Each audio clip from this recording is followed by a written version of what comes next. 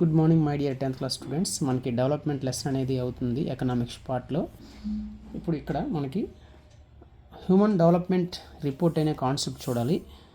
గతంలో మనకి దేశాలని క్లాసిఫికేషన్ చేసేటప్పుడు world bank per capita income తీసుకుందని చెప్పుకున్నాం కదా. అంటే పెర్ క్యాపిటా ఇన్కమ్ని బేస్ చేసుకుని దేశాలని developed countries, developing countries, poor countries అని వరల్డ్ బ్యాంక్ అనేది వరల్డ్ డెవలప్మెంట్ రిపోర్ట్ ఇచ్చింది.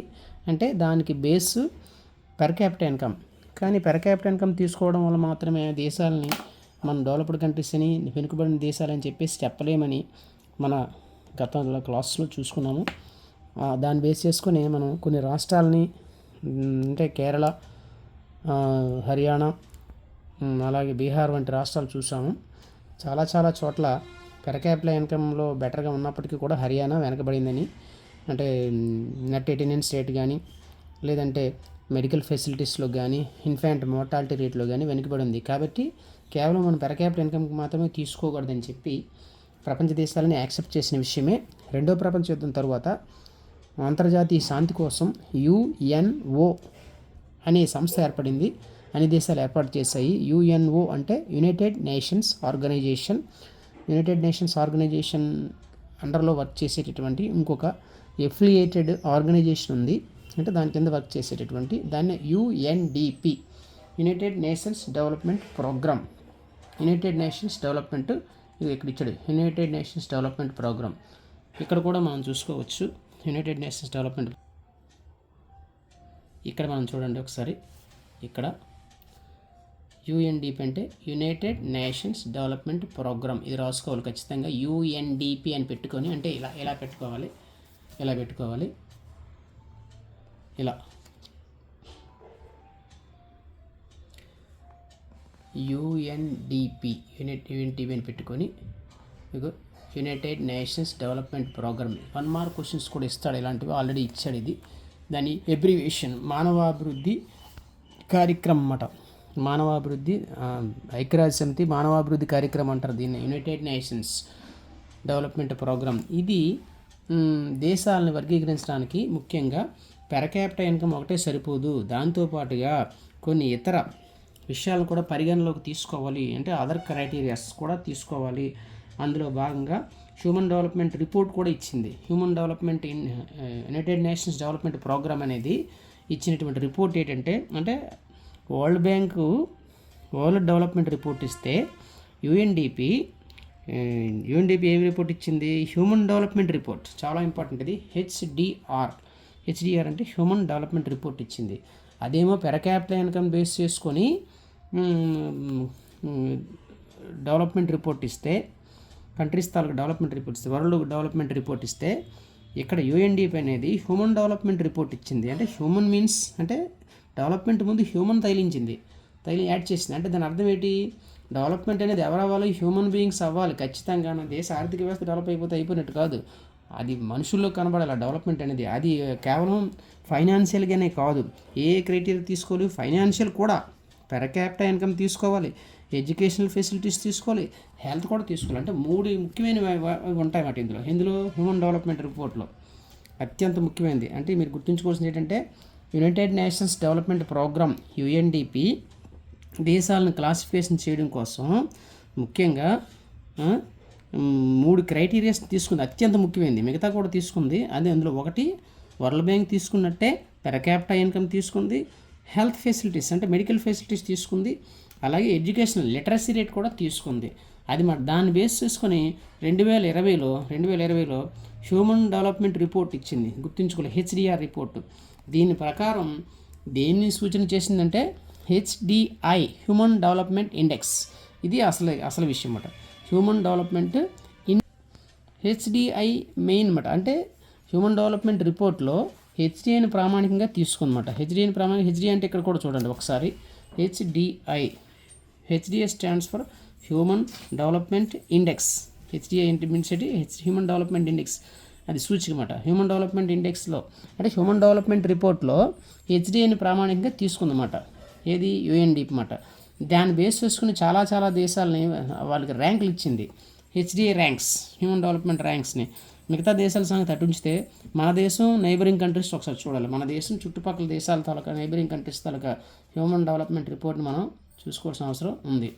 ఒకసారి చూస్తే ఇక్కడ భారతదేశం some data regarding India and it's neighbouring countries లేదా నైబర్స్ ఫర్ 2019లో యుఎన్డిపి అనేది హ్యూమన్ డెవలప్మెంట్ రిపోర్ట్ ఇచ్చింది.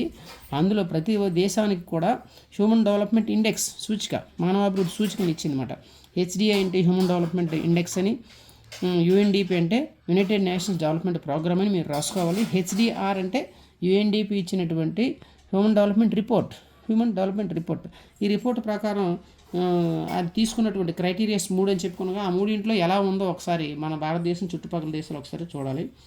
చూస్తే ఇండియా, శ్రీలంక, ఇండియా, మ్యాన్మార్ అంటే బర్మా అంటారు కదా, పాకిస్తాన్, నేపాల్, బంగ్లాదేశ్. జిఎన్పి అంటే ఎలాగో మన పెర్ క్యాపిటల్ ఇన్కమ్ కూడా తీసుకుంది కదా, పెర్ క్యాపిటల్ ఇన్కమ్ ఎలా ఉంది? శ్రీలంక బెటర్గా ఉంది చూడండి. అయితే 2019 లెక్కల ప్రకారం శ్రీలంక దానికి పెర్ క్యాపిటల్ ఇన్కమ్ బెటర్గా ఉంది, కానీ యాక్చువల్ రీసెంట్గా చూస్తే 5,003 12,707 US డాలర్స్ తాలూకు పెర్ క్యాపిటల్ ఇన్కమ్ కలిగి ఉంది అది అప్పట్లో 2019లో. కానీ ఇప్పుడు 5,003 దీపైంది, చాలా క్రైసిస్ వచ్చింది. సరే ఈ సంగతి పక్కన పెడితే మొత్తానికి ఇప్పుడు Sri Lanka per capital income number 1గా ఉంది. రెండో ప్లేస్లో 6,681 US dollars per capital income India కలిగి ఉంది. ఆ తర్వాత మిగతావన్నీ ఉన్నాయి. ఈ సంగతి చూస్తే కేవలం పెర్ క్యాపిటల్ ఇన్కమ్ మాత్రమే కాదు కదా యుఎన్డిపి తీసుకోమంది, హెల్త్ ఫెసిలిటీస్, మెడికల్ ఫెసిలిటీస్ కూడా కదా. దాని బదులు దానికోసం ఇది తీసుకుంది. దానికోసం లైఫ్ ఎక్స్పెక్టెన్సీ రేట్ ఏంటి? ఒక వ్యక్తి సగటున జీవించి ఉండే యావరేజ్ ఇయర్ ఆఫ్ లైఫ్ అన్నమాట. ఇక్కడ ఇచ్చాడు చూడండి. లైఫ్ ఎక్స్పెక్టెన్సీ అంటే ఏంటంటే average expected length of life A person at the time of berth. వాడు పుట్టిన టైంలో సగటున భారతీయుడు అందరూ కోర్స్ కొంతమంది పుట్టిన వెంటనే చచ్చిపోవచ్చు 2 సంవత్సరాలకి, కొంతమంది 100 సంవత్సరాలు బతకవచ్చు. ఇద్దరు యావరేజ్ చేస్తే అది 100, ఇది 2, 51 వస్తుంది. అలా మాట యావరేజ్ ఒక దేశంలో లైఫ్ ఎక్స్పెక్టెన్సీ రేట్ అంటే అది. అంటే ఏమర్థం? వాడు పుట్టే సమయానికి average expect length of life person at the time of berth. వాడు పుట్టే సమయానికి సగటున ఒక వ్యక్తి ఎన్ని సంవత్సరాలు జీవిస్తున్నాడో తెలియజేసేదే లైఫ్ ఎక్స్పెక్టెన్సీ రేట్. ఎందుకు ఇది? ఎక్కువ కాలం జీవిస్తుందంటే ఆ దేశంలో మెడికల్ ఫెసిలిటీస్, ఎడ్యుకేషన్ ఫెసిలిటీస్ బాగున్నట్టు కదా, అందుకు మాట. అంటే ఇక్కడ మెడికల్ ఫెసిలిటీస్ అని డైరెక్ట్గా ఇవ్వకపోయినా, హెల్త్ అని ఇవ్వకపోయినా లైఫ్ ఎక్స్పెక్టెన్సీ రేట్ అంటే అర్థం అదే. మెడికల్ ఫెసిలిటీస్ బాగుంటాయి కదా, ఎక్కువ కాలం జీవిస్తాడు, అది మాట. ఆ లెక్కను చూసుకున్నా కూడా శ్రీలంక 77 సంవత్సరాలు ఉంది average life expectancy rate. India చూసుకుంటే 69.7. మిగతా మ్యాన్మార్, పాకిస్తాన్, నేపాల్ ఇంకా చాలా తక్కువగానే ఉన్నాయి అవి. ఇంకొకటి చూడాలి, ఇక్కడ చూడండి, బంగ్లాదేశ్ కూడా మన పక్కనే ఉన్నాడు. బంగ్లాదేశ్, నేపాల్ కూడా మనకన్నా బెటర్గానే ఉన్నాయి, అదొకటి గమనించాలి. అది next main year of schooling of the people age 25 and above years. 25 సంవత్సరాలు నిండిపోయిన వాళ్ళని 2019లో టెస్ట్ చేస్తే వాడు సగటున స్కూల్లో గడిపినటువంటి కాలం అన్నమాట.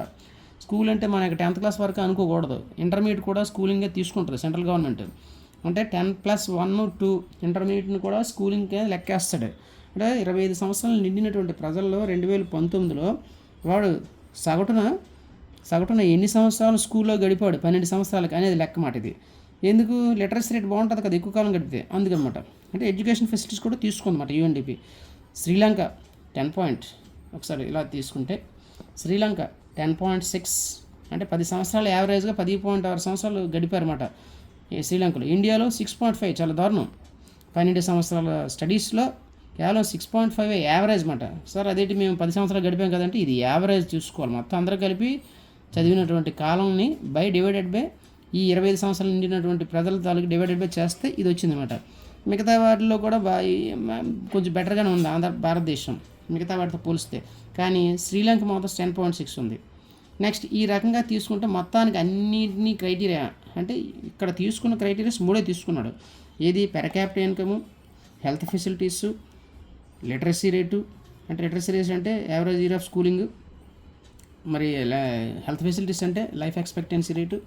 ఈ అన్నింటినీ ఆధారం చేసుకొని ముఖ్యంగా ఆయా దేశాలకు ర్యాంకులు ఇచ్చింది, అన్ని దేశాలకు ఇచ్చింది. మనం ఇక్కడ రాసుకుంది ఇండియా నైబరింగ్ కంట్రీసే, ఇండియా చుట్టుపక్కల దేశాలు, ఇరుగుపూర్ దేశాలు ఇచ్చాం. ఆ లెక్కన శ్రీలంక తాలూకు ర్యాంక్ చూడండి. Sri Lanka rank 73 rank. మొత్తం ఎన్ని దేశాలు తీసుకుంది? 189 కంట్రీస్ తీసుకుంటే 73rd rank. HDI human development index. ఈ హ్యూమన్ డెవలప్మెంట్ ఇండెక్స్ ఎవరు ఇచ్చారు? యునైటెడ్ నేషన్స్ డెవలప్మెంట్ ప్రోగ్రామ్ అనేటటువంటి సంస్థ, యుఎన్ఓ తాలూకు అఫిలియేటెడ్ ఆర్గనైజేషన్. అది ఏమి ఇచ్చింది? హ్యూమన్ డెవలప్మెంట్ రిపోర్ట్ ఇచ్చింది. ఆ రిపోర్ట్ ప్రకారం ఏ దేశాలు వాటి యొక్క సూచికలు, హ్యూమన్ డెవలప్మెంట్ ఇండెక్స్ అంటే మనుషుల తాలూకు అభివృద్ధి, మానవాభివృద్ధి సూచికలు ఎంత ఉందంటే ఇండియా 130, దారుణం, 189లో 130 ప్లేస్. అంటే తనకన్నా 129 దేశాలు బెటర్గా ఉన్నాయి హెచ్డిఐలో. అవేంటి? నైబరింగ్ కంట్రీస్లోనే శ్రీలంక బెటర్గా ఉంది. ఇవి ఆఫ్కోర్స్ ఈ మయన్మార్, పాకిస్తాన్ ఇవన్నీ నెక్స్ట్ ర్యాంక్లో ఉన్నాయి హ్యూమన్ డెవలప్మెంట్ ఇండెక్స్లో. ఎక్కువ ర్యాంక్ ఉందంటే అర్థం ఏంటంటే తక్కువ ఉందని కదా. లైఫ్ ఎక్స్పెక్టెన్సీలో గ్రాస్ ఫస్ట్ ర్యాంక్ వచ్చినట్టుకు 1 ఇస్తాడు, 100 మార్కులు వచ్చినట్టుకు 1 ఇస్తాడు, 90 మార్కులు 92 మార్కులు వచ్చినట్టుగా 2, 3, 4 మొత్తం వస్తుంది. కాబట్టి పెద్ద ర్యాంక్ ఉందంటే చిన్న ర్యాంక్ వాళ్ళకంటే పెద్ద ర్యాంక్ వాళ్ళు దిగున ఉన్నారని అర్థం. So 73rd rank Sri Lanka. అంటే పక్కనే ఉన్నటువంటి శ్రీలంక కూడా అన్ని విషయాల్లోనూ పెర్ క్యాపిటల్ ఇన్కమ్లో అవ్వచ్చు, లైఫ్ ఎక్స్పెక్టెన్సీ అవ్వచ్చు, average year of schooling that people below age 25 years అవ్వచ్చు, వాటి అన్ని విషయాల్లోనూ పక్కనే ఉన్నటువంటి శ్రీలంక భారతదేశం కంటే చాలా బెటర్గా ఉంది. అంటే అఫ్కోర్స్ భారతదేశం చాలా జనాలు ఎక్కువగా ఉండే దేశం కాబట్టి, పేదలు కూడా ఎక్కువగా ఉంటారు కాబట్టి ఇంకా మెడికల్ ఫెసిలిటీస్ అలాగే ఎడ్యుకేషన్ ఫెసిలిటీస్ కల్పించాల్సిన అవసరం ఎంతైనా ఉంది.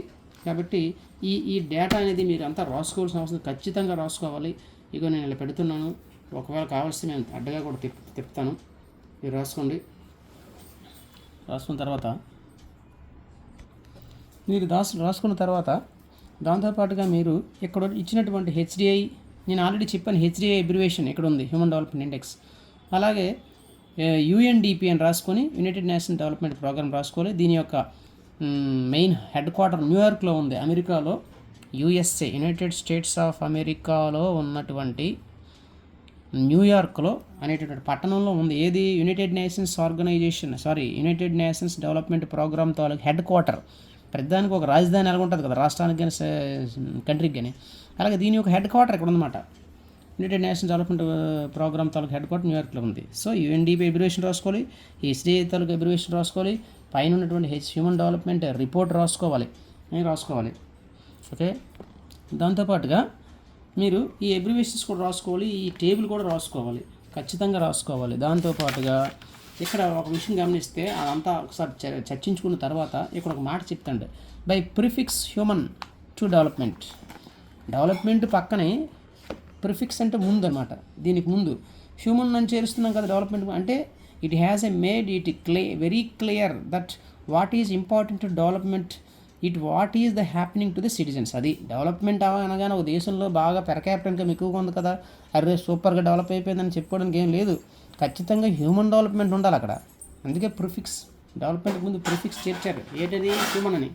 కాబట్టి మనిషికి ఎంత చాలా ఇంపార్టెంట్ ఉంది. ఆ దేశం అభివృద్ధి చెందింది అని చెప్పేసినంత మాత్రం కుదరదు. అందులో అన్ని రకాల ఫెసిలిటీస్ ఉండాలి, పేదరికం తగ్గాలి, అది మాట.